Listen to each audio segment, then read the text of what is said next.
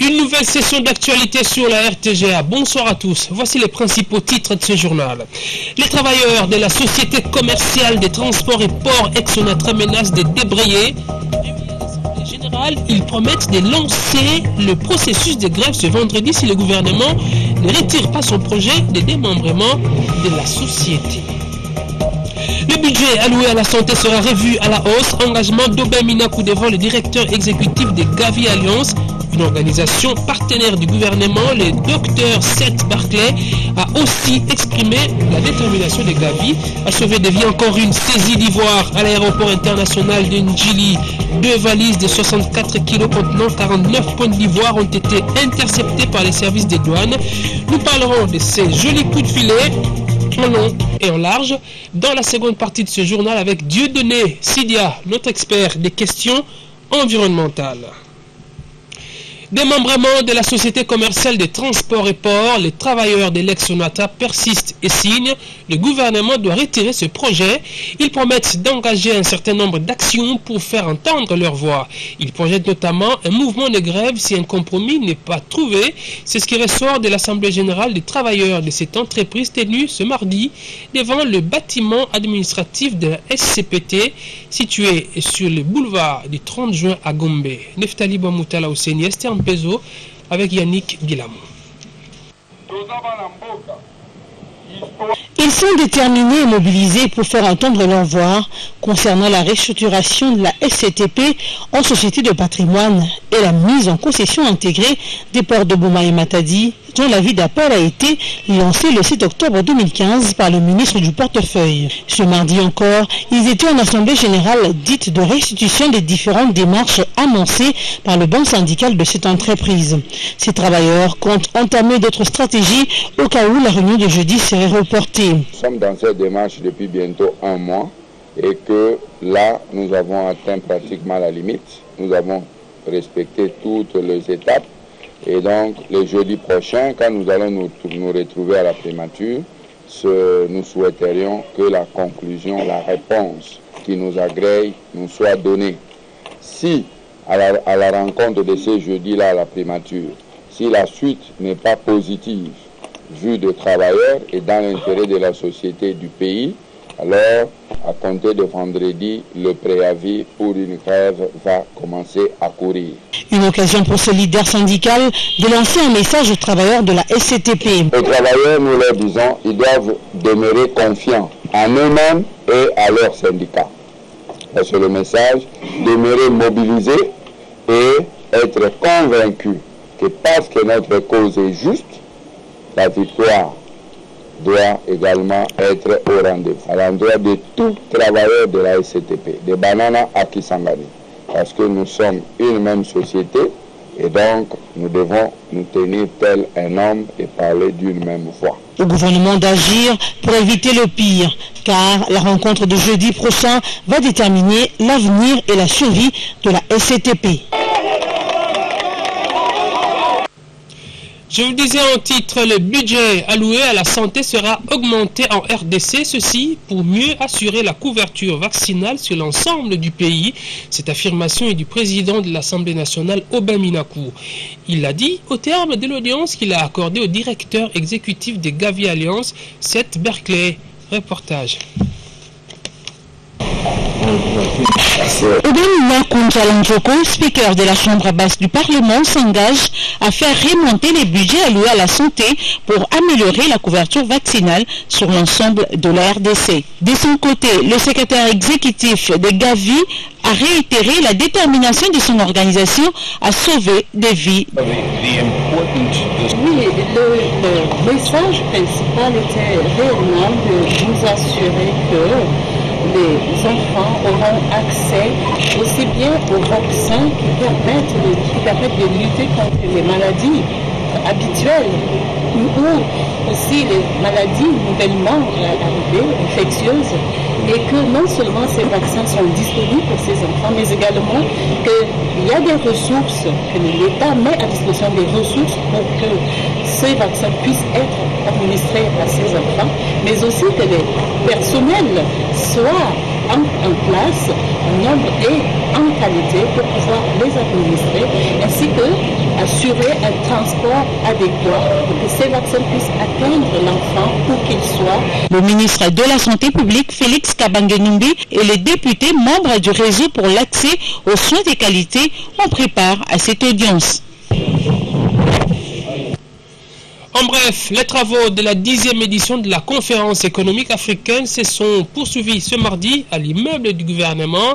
Les participants se sont répartis en 4 panels selon leur expertise pour scruter la situation économique actuelle en Afrique. Il s'agit de la relation entre la pauvreté, inégalité et croissance en Afrique, le deuxième facteur déterminant, moteur de la pauvreté et des irrégularités en Afrique. Le troisième, l'impact de la pauvreté et des inégalités sur l'environnement et les établissements humains.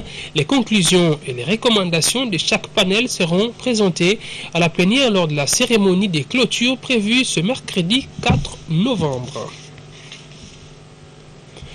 Le Conseil économique pour l'Afrique veut apprendre les aspects de la réforme qui ont permis à la RDC de réussir ses taux de croissance. Carlos Lopez, secrétaire exécutif de ce Conseil économique, en a discuté ce mardi avec le Premier ministre Matata Ponyo. Reportage Suzuki Biromari. Carlos Lopez, à l'hôtel du gouvernement, a échangé avec le Premier ministre Matata Ponyo Mapon sur les performances économiques exceptionnelles de la République démocratique du Congo. Pour le secrétaire exécutif du Conseil économique pour l'Afrique, celle-ci se concrétise par la confiance dans la monnaie nationale, mais aussi parce que le Congo a réussi des taux de croissance. Voilà qui justifie l'invitation du Premier ministre Matata Ponyo Mapon à la conférence des ministres des Finances du Développement qui aura lieu au mois de mars prochain. Nous sommes vraiment très contents de pouvoir apprendre quels aspects de la réforme ont permis une telle performance, notamment la bancarisation, le fait qu'il y a un contrôle beaucoup plus étroit des contrats miniers, le fait qu'il y a une participation de l'ensemble des institutions publiques dans un assainissement des finances publiques. Donc ce sont des aspects vraiment très intéressants pour l'ensemble de l'Afrique. Donc on a pu s'entretenir là-dessus. Et on a aussi vu la possibilité de participation du Premier ministre Matata Ponyo dans notre grande conférence des ministres des Finances et du Développement économique qui a lieu chaque mois de mars. Donc pour qu'au mois de mars prochain, on puisse avoir une possibilité de présenter ces résultats de la RDC à l'ensemble des ministres des Finances africains. Le Conseil exécutif pour l'Afrique est satisfait du fait que la République démocratique du Congo est cotée au-delà de la moyenne. Encore un joli coup de filet des services œuvrant aux frontières, précisément à l'aéroport international d'Ndjili. 2 valises de 64 kg contenant 49 pointes d'ivoire ont été saisies lundi à l'aéroport international d'Ndjili grâce à la vigilance des services des douanes et assises ainsi que de la police de la régie de voies aériennes. Avant d'en parler avec Dieudonné Sidia dans la seconde partie de ce journal, vous voyez d'abord ces images commentées par Clarisse Coco. Après la saisie de 2 valises contenant des points d'ivoire il y a quelques jours, c'est le tour ce lundi d'une Asiatique de 27 ans d'être arrêtée avec 2 valises contenant 64 kg de points d'ivoire. Cette dernière s'est rendue en Chine par Ethiopian Airlines. Elle a été interceptée grâce à la modernisation de l'aérogare modulaire d'Ndjili. Le chef d'État avait inauguré le nouveau terminal. Ça fait la 2e fois aujourd'hui que la police RVA, avec les autres services connexes qui travaillent dans le même local, ont pu détecter des effets prohibés. Nous demandons seulement que ces gens-là, ces agents soient encouragés dans ce qu'ils font et qu'ils ne relâchent pas de vigilance de sorte que pareilles choses soient toujours à chaque instant détectées. Au total, 49 points d'ivoire étaient dissimulés dans ces 2 valises. Grâce à la vigilance des services commis aux frontières, dont la Direction générale des douanes et accises et la police de la régie des voies aériennes, ces 2 valises ont été interceptées et sa propriétaire arrêtée. C'est un fait qu'il y a des réseaux qui se sont installés. À force de démantelation comme cela, ça va se finir à un moment. Mais dans un premier temps, nous savons qu'ils en ont encore en stock. Il y a des gens qui agissent en connivence avec eux. Et à force de travailler, ça va finir. Les services œuvrant aux frontières sont donc déterminés à démanteler tous ces réseaux qui tenteraient de sortir du pays des effets interdits d'exportation. Autre titre de l'actualité, les commissaires spéciaux nommés dernièrement par le président de la République se préparent à un séminaire d'immersion qui se tiendra dans la province du Congo central. Sous l'égide du ministère de l'Intérieur, les animateurs de nouvelles provinces vont apprendre les règles de la gestion de leurs entités. Parmi ces entités, la province de Kwango. Son commissaire spécial Larousse Kabula Mavula promet de se donner à fond pour élever les défis qui l'attendent. Patrick Issobongese Bokuma. La nomination de Larousse Kabula au poste de commissaire spécial de la province du Congo a suscité une vague de remerciements au chef de l'État. Les autorités coutumières, les cadres scientifiques et autres Congolais ont dit merci à Joseph Kabila qui, selon eux, a nommé une équipe consensuelle à Kwango. Mais après l'euphorie, il faut se remettre vite au travail. La province de Kwango, une province encore vierge, selon Larousse Kabula qui a dévoilé son plan d'action sur le plateau de la RTGA. Que nous projetons d'arriver sur place, de prendre les bureaux, après cela, faire l'état des lieux de l'administration sur place.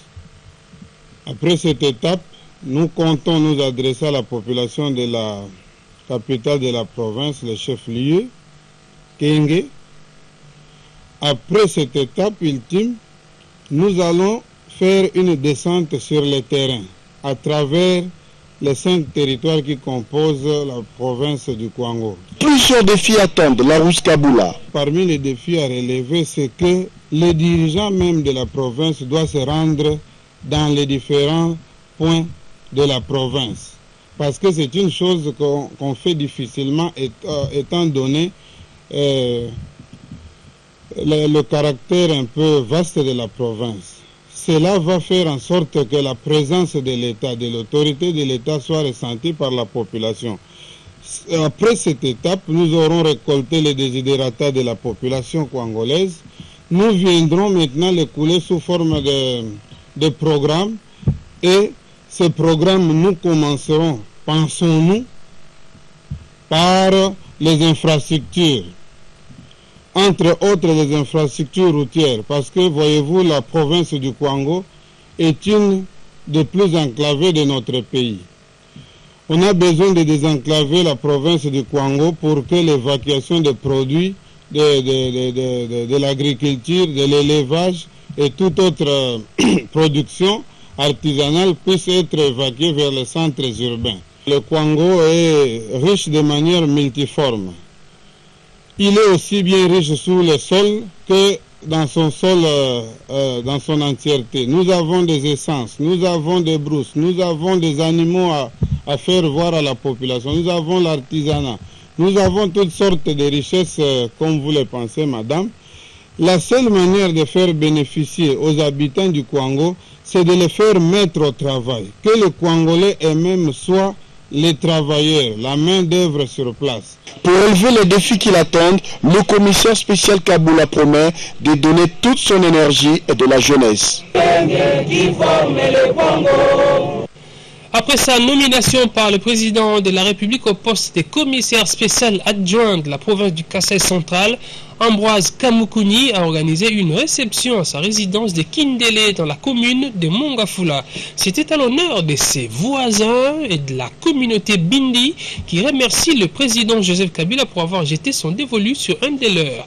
Jean-Jacques Kalonji et Yannick Bilamou pour le reportage.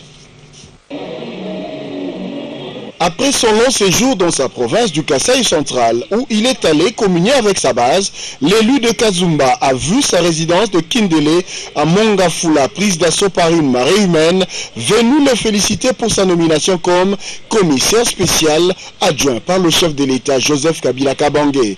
Une occasion pour la communauté Bindi de sortir de son silence. La communauté Bindi du Congo, regroupée au sein de son association Kobiko, en sigle, saisit l'opportunité de la nomination de l'honorable Ambroise Kamukuni au poste de commissaire spécial adjoint de la province du Kasaï central pour remercier Son Excellence, Monsieur le Président de la République, chef de l'État, Joseph Kabila Kabange, d'avoir pensé à sa communauté.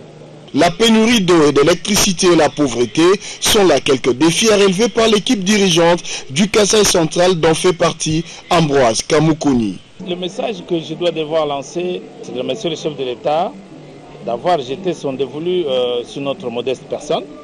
Nous ne sommes pas les seuls qui regorgent de l'expertise nécessaire. Le Kasaï central, c'est une nouvelle entité, bien que son chef-lieu soit une vieille ville qui a manqué de devenir la capitale de ce pays. Et à cause notamment du manque d'électricité et d'eau. Ce sont des défis majeurs sur lesquels le chef de l'État a déjà pris des dispositions utiles. Il s'est de noter qu'Ambroise Kamoukouni est juriste, député national et professeur d'université.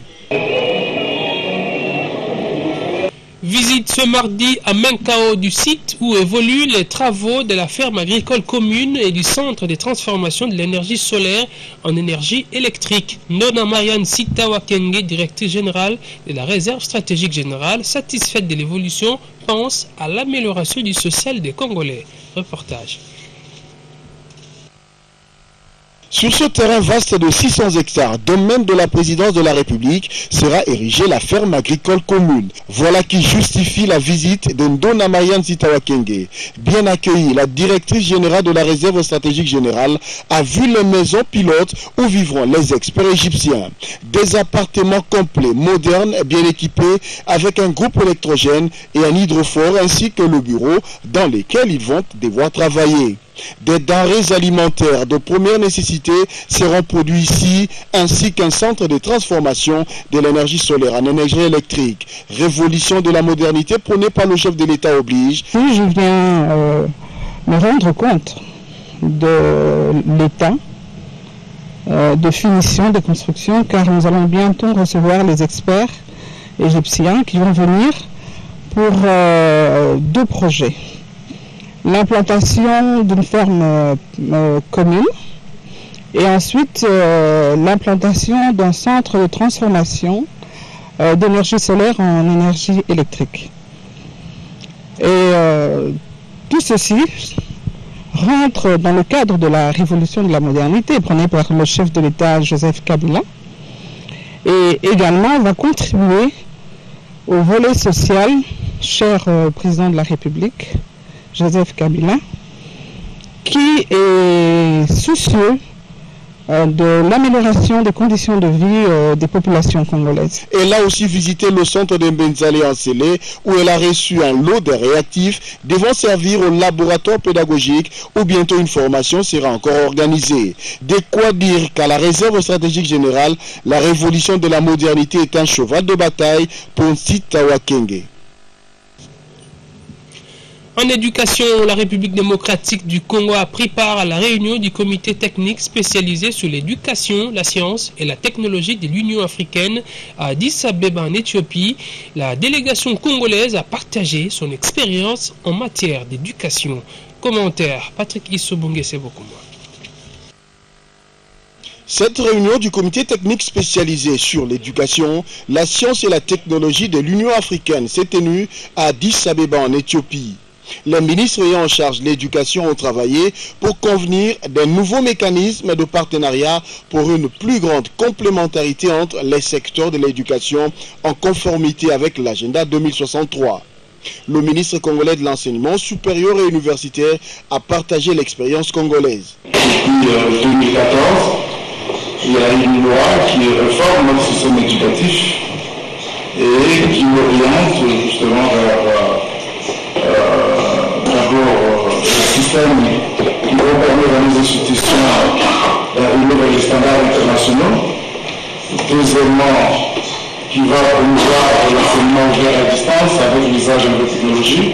Et troisièmement, qui pourrait permettre la maîtrise et le contrôle des sciences. l'Institut national de préparation professionnelle, en course avec 9 structures de 9 pays différents, a reçu du département des ressources humaines, sciences et technologies de l'Union africaine un prix spécial comme modèle de formation dans le continent. Nos jeunes constituent un danger, d'autant plus qu'ils n'ont pas de qualification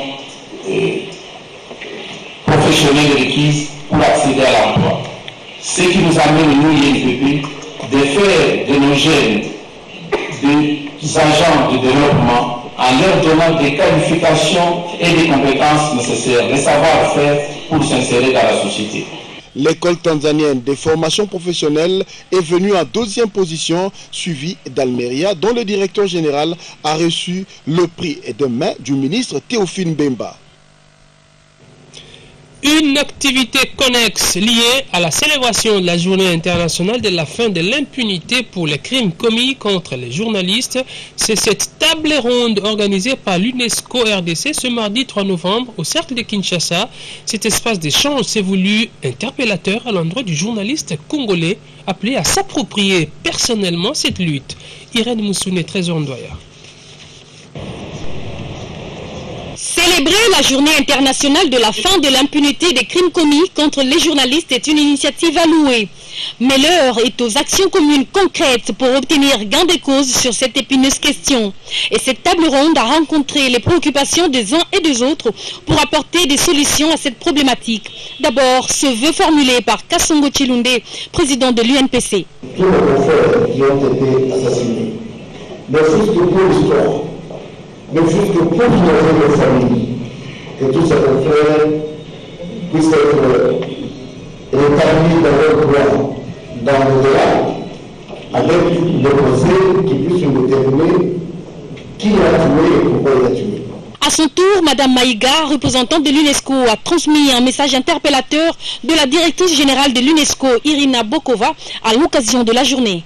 En ma qualité de directrice générale de l'institution des Nations Unies, dont le mandat est de promouvoir la liberté d'expression et la liberté de la presse, je prends la parole pour condamner publiquement chaque assassinat de journalistes et appeler de mes vœux des enquêtes approfondies.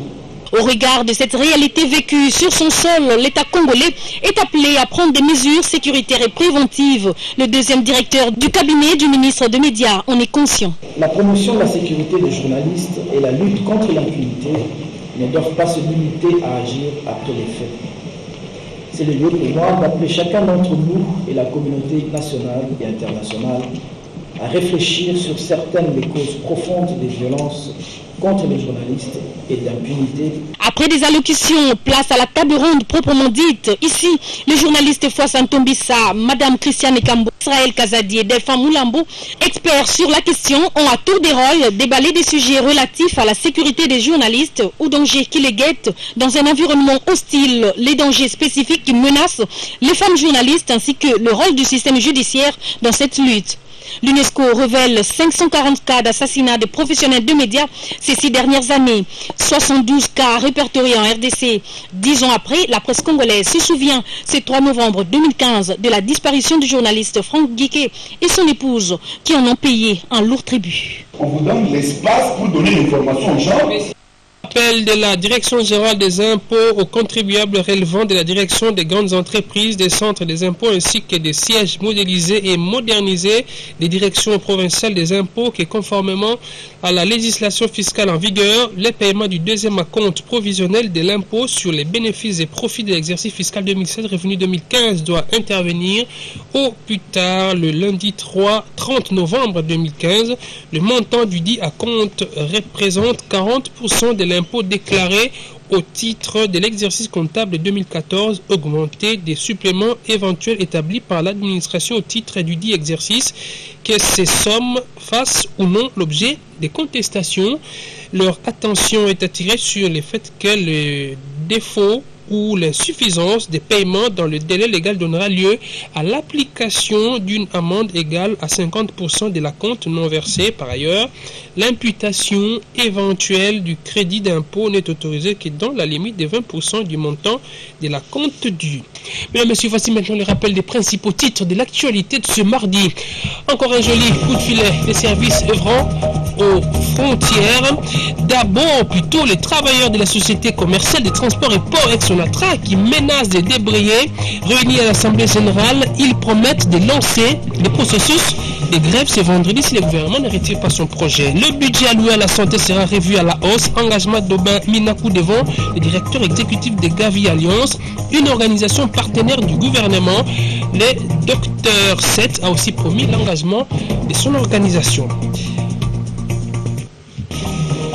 Encore une saisie d'ivoire à l'aéroport international d'Engili. 2 valises de 64 kilos contenant 49 pointes d'ivoire ont été interceptées par les services des douanes. Nous en parlerons tout à l'heure avec Dieudonné Sidia.